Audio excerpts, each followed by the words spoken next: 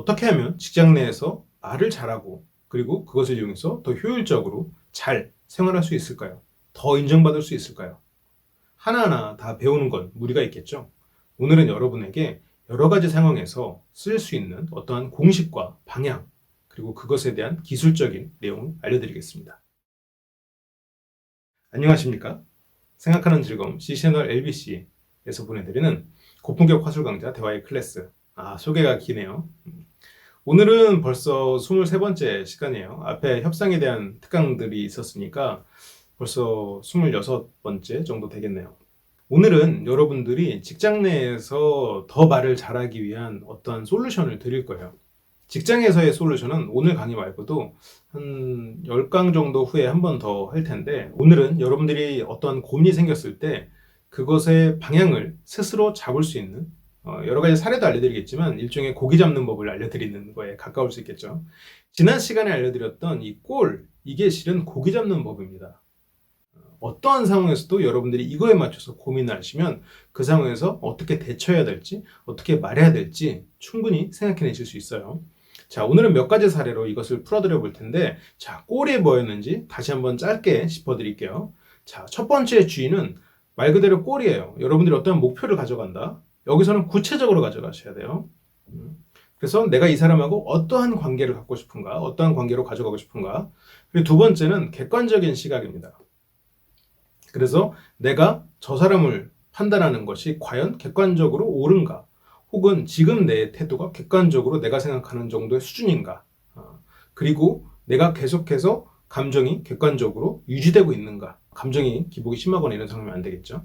그래서 이런 것들을 토대로 행동을 하는 겁니다. 스몰 토크 공식에 따라서 뭐 말을 한다거나 아니면 어떠한 바디랭귀지를 취한다거나, 그래서 그 상대의 행동이 그리고 나와의 이 관계가 내가 원하는 처음에 만들어놨던 그 목표에 가까이 다가가고 있는가, 이게 이제 마지막 리드죠. 만약 가까이 다가가고 있지 않다면 액트를 바꿔야 돼요. 행동을. 가까이 다가가고 있다면 오케이, 그걸 강화시키면 되겠죠. 그래서 이 네 가지 단계로 생각을 하는데, 자, 직장 내에서도 이 네 가지를 생각해 보시면 여러분들의 행동 방향이 그대로 찾을 수 있어요. 행동을 어떻게 하면 좋을지.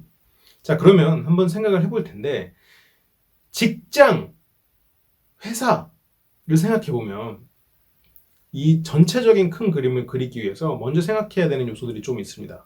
이 큰 그림에서 직장 생활이라는 거에서 이 꼴을 생각해 보면 처음에 목표는 일단 내가 직장 내에서 인정받는 거예요. 직장 생활을 잘하는 걸 겁니다. 그런데 여기서 이제 잘 생각을 해야 되는 게, 내가 후임을 연맥인다, 혹은 선임한테 복수한다, 선임의 잘못을 깨닫게 한다, 이거가 목표는 아닐 거란 말이죠. 어느 순간부터 이 목표가 바뀌기 시작해요. 근데 어쨌건 이런 것을 목표로 가져가지 마시고요. 어쨌건 여러분들이 직장 생활을 잘한다, 여러분들이 더 인정받는다, 여러분들이 더 효과적으로 생활한다, 효율적으로 생활한다. 그 효율적으로 생활한다는 것은 약간의 노력을 들여서 더 큰 인정을 받는다, 이거일 수도 있겠네요. 그래서 이게 목표가 되는 겁니다, 처음에. 그러면 두 번째, 객관적인 시각인데, 내가 사회적으로 1대1 관계에서의 객관적인 시각과 회사 내에서의 객관적인 시각 혹은 객관적인 태도는 달라요. 어떤 부분에서 다르냐면, 그 회사라는 것 자체가 일종의 하나의 생명체나 같습니다. 무슨 말이냐면, 그 각 회사마다 성격이 있어요.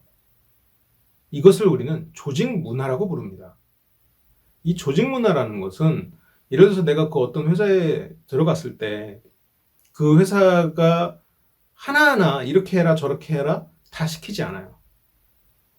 눈치껏 해야 되는 것들이 발생을 하거든요. 그래서 어떤 회사는 그 정해져 있는 룰이 있어요. 예를 들어서 6시에 퇴근하라고 정해져 있어요. 그런데 보니까 일이 끝나면 가도 되는 회사가 있어요. 예를 들어서 뭐 참 좋은 회사죠. 뭐 좀 일찍 가도 뭐 큰 문제가 없는 거죠. 다른 날 좀 좀 늦게 일하면 되니까. 이게 예를 들어서 암묵적인 룰처럼 돼 있어요. 그러면 나도 그렇게 해도 되는 거예요.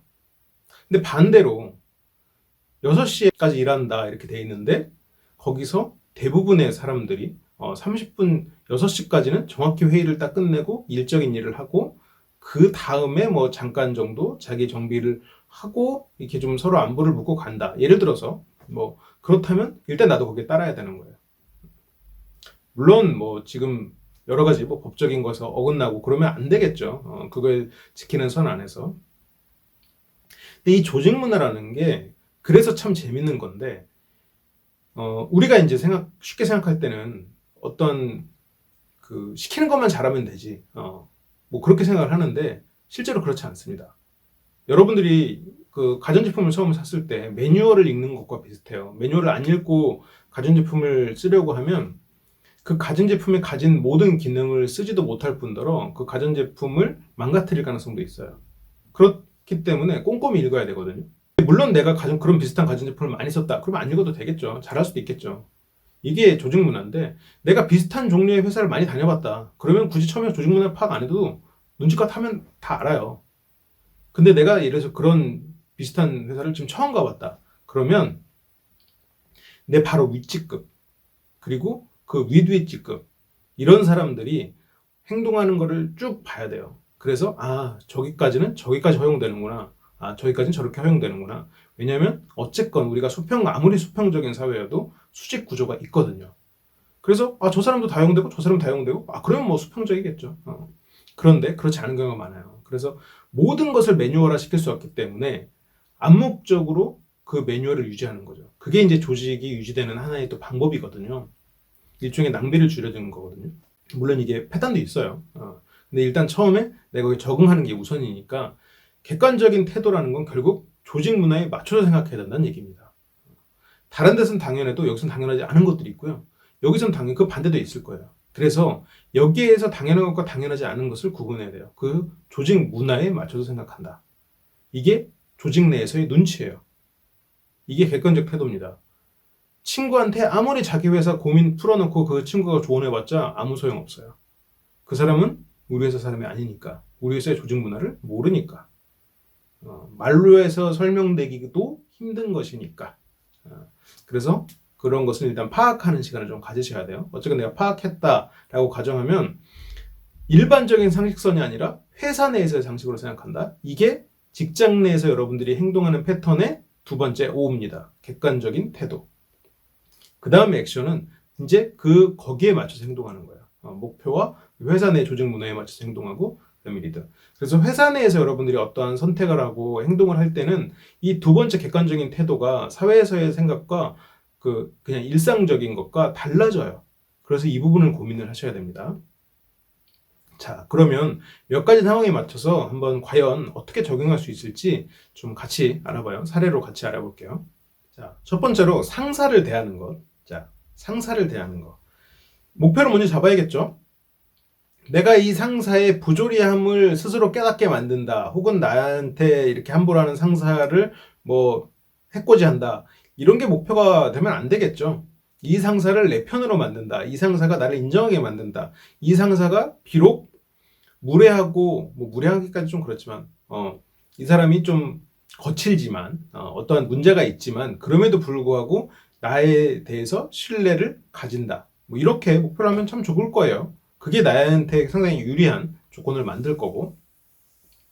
자, 이렇게 목표가 됐으면 이제 객관적 시각인데, 이 상사를 대할 때 객관적 시각과 객관적 태도를 유지하기 위해서는 여러 가지 것들이 필요한데, 일단 서열 관계를 파악하는 게 상당히 유효합니다. 서열이 없는 회사여도 일단 뭐 누가 이런 사람들의 직급이나 이 사람들이 지금까지 회사에서 했던 일, 그리고 이 사람들이 그로 인해서 만들어진 영향력, 이런 것들을 파악을 해놓으면 굉장히 유리하고 수월해져요. 왜냐하면 여러분들이 나아갈 방향도 생기고요. 그리고 물론 어떤 사람이 중요하다, 어떤 사람이 안 중요하다 이런 걸 파악해서 누군가를 함부로 대하라 이런 건 아니고요. 그런 것들을 통해서 여러분들의 업무 우선순위도 할 수 있고, 여러분들이 어떤 롤모델을 가져갈 수도 있고, 그런 다양한 것들이 생깁니다. 그래서 이 서열 관계를 파악하고, 그리고 나한테 굉장히 중요한 역할을 하는 그 사람의 성향을 파악해 놓는 것도 굉장히 도움이 될 거예요. 이 성향을 파악하는 것에 대해서는 제가 이제 다다음 시간부터 좀 안내를 해드릴 텐데, 이 사람의 성격 유형이나 아니면 이 사람이 삶이 어떤 곳에 우선순위를 두는가 그런 등등으로 나눠서 그 유형별로 대처하는 법을 알려드릴 거예요. 그때 이제 좀 더 참고하시면 자세히 아실 수 있을 거고요. 어쨌건 그 상사의 성향을 파악해 둔다. 이게 이제 객관적인 태도를 유지하는 데 도움이 돼요. 그 다음에 이제 행동이 그 상사에게 그러면 자, 행동을 어떻게 하느냐인데 이제부터는 상사를 대할 때 굽실거리는 것과 깍듯한 것 두 가지가 있습니다. 이 두 가지를 말씀드리면 당연히 굽실거리지 않는 깍듯한 것을 고르실 거예요. 그런데 많은 사람들이 상사에게 예의를 갖춘다 혹은 상사에게 잘 보이기 위해서 깍듯한 것이 아닌 굽실거리는 것을 택해요. 그런데 이 굽실거리는 것은 스스로의 가치를 낮추는 일입니다. 깍듯한 것은 스스로의 가치를 높이는 일이에요. 과연 어떻게 다를까요? 예를 들어서 동작으로만 봐도 그 굽실거리는 것은 닫힌 자세로 굉장히 쪼그라져 있어요. 이런 건 다 그 굽실거리는 태도가 될까요? 깍듯한 자세는 단정합니다. 올바라요. 곧아요. 하지만 미소를 짓고 있죠. 그리고 상대한테 항상 인사를 하죠. 굽실거리는 태도는 구석에 숨어 있다가 상대가 모르면 말고 나를 보면 그때 뭐 안녕하세요 이렇게 하고 예를 들어서 이런 건 굽실거리는 것처럼 보일 거예요. 성향이 이 사람이 뭐 아부를 좋아한다. 그러면 뭐 아부를 할 수도 있겠죠.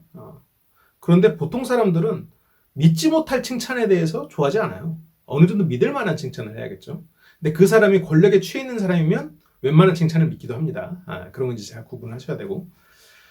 그래서 여러분들이 스스로 태도나 이런 것이 곧고 당당하면서 말의 어미가 확실하게 끊고 그리고 말의 내용은 존중하는 말, 그리고 상대의 말을 경청하고 그 단어나 이런 거를 토대로 이야기를 하고 즉 스몰 토크 공식을 기억을 하고 상대를 대하면 그것은 깍듯한 사람이 됩니다. 그런데 여러분들이 그 상대한테 속된 말로 쫄아 있다, 겁을 먹고 있다, 잘 보이려고만 애쓴다, 나 스스로에 대한 자신감이 없다. 그러면 굽실거리는 게 됩니다. 여러분들이 상사여도 나한테 굽실거리는 사람 만만할 거예요. 나한테 깍듯한 사람 좀 고마울 겁니다. 그 구분을 하셔야 돼요. 지금 내가 하는 행동이 깍듯한 거냐, 굽실거리는 거냐, 혹은 당당한 거냐, 무례한 거냐, 이런 구분을 하셔야 돼요. 무례할 필요 없어요. 당당할 필요 없을 수도 있습니다. 굽실거릴 필요 없어요. 깍듯해야만 합니다. 자, 아시겠죠? 당당한 건 필요할 때도 있고 아닐 때도 있어요. 굽실거리는 거 필요 없어요. 절대 하시면 안 돼요. 무례한 거 절대 하시면 안 돼요. 깍듯한 거 중요합니다. 깍듯한 거 꼭 하셔야 돼요. 예를 갖추면서 할 말을 하는 것. 그리고 눈치를 봐서 침묵을 바를 때는 수긍하는 것도 당연히 깍듯한 것이겠죠. 그래서 이런 것을 이제 시도를 하고 그 상사가 나를 존중하면서 나에 대해서 신뢰가 점점점 쌓여가고 있는지를 확인하는 것. 이게 이제 마지막 L입니다. 내가 리드를 하는 거죠. 자, 그러면 두 번째 상황으로 한번 볼게요. 두 번째는 뭘까요? 이제 상사를 대했으니까 이제 부하 직원 대하는 거죠. 자, 부하 직원을 대할 때도 여러분들이 그 부하 직원을 대하는 그 목표가 꼴이 이 사람이 나를 무서워하는 거 아니죠. 나를 무서워할 필요 없습니다. 내가 없을 때도 일을 열심히 하고 나를 위해서 그리고 더 나아가서 회사를 위해서 그게 곧 결국 그 자신을 위해서 이런 것들이 다 우리가 시너지를 내기 위해서 잘 되기 위해서 그 사람이 노력하는 것. 내가 없을 때도 그 사람이 스스로 노력하고 우리 팀을 위해서 노력하는 것. 그게 될 거예요. 그게 이제 꼴일 거예요. 여러분을 믿고 존경하고 이런 것도 하나의 꼴일 수도 있겠죠. 그래서 이런 것이 일단 명확해져야 돼요. 그러면 그 사람한테 윽박지르고 의심하고 필요 없는 거예요. 뭐 그걸로 이룰 수 있는 꼴이 없는 거예요. 그래서 여기서의 이제 객관적인 태도는 역지사지입니다. 내가 저 친구 입장이었을 때는 어땠었지? 일단 저 친구가 예를 들어서 뭐 복도에서 나한테 인사를 안 해요. 쭈뼛쭈뼛거리다가 이렇게 주춤주춤 뒤로 갔어요. 기분 나빴어요. 그래갖고 그 사람한테 직접 불러서도 아니고 다른 사람을 통해서 막 나쁜 소문을 냈어요. 그래서 그 친구가 그 뒤로는 완전 막 나만 보면 겁에 질려서 인사를 막 해요. 목표를 이룬 건가 이게? 아니죠. 내가 처음에 그 친구 입장에서 생각을 해보면 실은 뭐 내가 좀 어려운 선임이니까 내가 어려운 상사니까 그런 태도를 취했을지도 몰라요. 그런데 내가 다른 사람을 통해서 그 사람을 혼냄으로써 그 사람은 나를 무서워할지언정 존경하지는 않을 겁니다. 그리고 내 앞에서는 굉장히 열심히 하는 척해도 내가 없을 때는 나를 해하는 일을 할지도 몰라요. 목표가 이루어진 게 아니죠. 목표가 그 사람을 기꺼이 움직이게 만드는 것, 그게 목표가 되려면 그런 식의 태도를 취해서는 안 됐었어요. 자, 그러면 그래서 여기서는 이제 역지사지인데, 그래, 저 친구가 좀 아직 회사 생활에 적응을 못했구만, 좀 상사를 두려워하고 있구만, 좀 편안하게 해줘야겠구만, 차라리 이렇게 생각하는 게 훨씬 더 목표를 이루는 게 됩니다. 그래서 이제 행동은 방금도 이제 말한 것처럼 직접 하지 않으면 의미가 없습니다. 그래서 이 사람에게 어떤 불만이 있거나 뭔가 바꾸고 싶으면 직접 그 자리에서 얘기하면 돼요. 쭈뼛쭈뼛 거리고 하면 왜 인사 안 해? 내가 좀 무섭나? 그래. 아니면 오히려 저 장난으로 아이고 신입사원이시죠? 이렇게 하면서 그냥 먼저 인사해도 되잖아요. 그렇게 해서 그냥 하면 됩니다. 그래서 그 마지막에 이제 여기서 이제 이 상황을 그 사람을 이끄는 거는 어떠한 본보기를 보여주고 먼저 하는 것. 그게 그 사람을 변화시키는 하나의 좋은 도구가 되기도 해요. 그래서 여기서도 구분해야 되는 태도가 있는데 위험 있는 태도, 권위 있는 태도와 권위적인 태도, 무시하는 태도, 이건 달라요. 예를 들어서 굉장히 한 끗 차이지만 권위 있는 태도와 권위적인 태도 느낌이 다르죠. 권위 있다는 건 그 사람이 내세우지 않아도 우리가 느끼는 거예요. 다른 사람이 느낄 수 있는 거예요. 권위적인 건 다른 사람은 못 느끼는데 그 권위를 강요하는 거죠. 이런 경우들이 있어요. 그래서 여기서는 내가 너 이렇게 해야지, 그것도 심지어 돌려서 직접 말하지도 못하고 그 목표가 나를 파괴하는 것 같고 부하 직원 입장에서 그러면 마음 기꺼이 나를 따르지 않습니다. 그래서 부하 직원과 함께 일을 할 때는 부하 직원에게 예를 들어서 내가 위험 있는 태도, 권위 있는 태도, 이것은 방금 말한 것처럼 신뢰와 그리고 그 신뢰를 만들어 나가는 과정에서 나와요. 근데 이런 거 없이 그냥 권위적으로 한다고 해서 그것들은 만들어지지 않는 거예요. 아무리 내가 이 사람들한테 잘해줘봤자 소용없었어요. 이거는 능력을 못 보여준 거예요. 근데 정말로 능력을 보여줄 수 없는 여러 가지 환경들이 있습니다. 그래서 사실이에요. 그러면 그런 경우에는 신뢰를 얻는 걸 포기하거나 아니면 다른 곳을 가거나 아니면 그 사람들이 보여줄 수 있는 능력을 만들거나 그런 것들이 있어요. 그래서 이 신뢰를 쌓는 과정은 기본적으로 결국 부하 직원을 대하는 것과 똑같아요. 부하 직원을 대할 때 신뢰를 쌓는 것. 그래서 이 꼴에 따라서 해보시면 이것을 방향성을 찾을 수 있고요. 그 다음에 이제 거래처 사람을 만나는, 외부 사람을 만나는 이야기를 한번 해볼게요. 이 외부 사람을 만날 때도 여기서 꼴을 잘 잡아야 되는데 목표가 이 사람과 친해지기? 이것까지 안 잡으시는 게 더 현실적이고 수월한 목표가 됩니다. 무슨 말이냐면 내가 이 사람과 이 거래를 성사시킨다. 이 정보를 공유한다. 이런 정도가 목표가 되면 돼요. 그걸로 충분히 만족할 만한 성과거든요. 거래처 사람과 어떤 거래에서 이 거래가 성사되는 것. 이 사람과 친해지는 것은 정말 좋은 일이죠.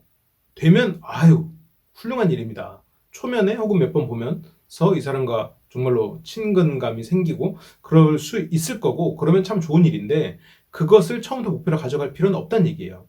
자, 그러면 여기에서 여러분들의 객관적인 태도는 조직 문화와는 또 상관없는 거예요. 이 사람은 나와 다른 조직일 테니까.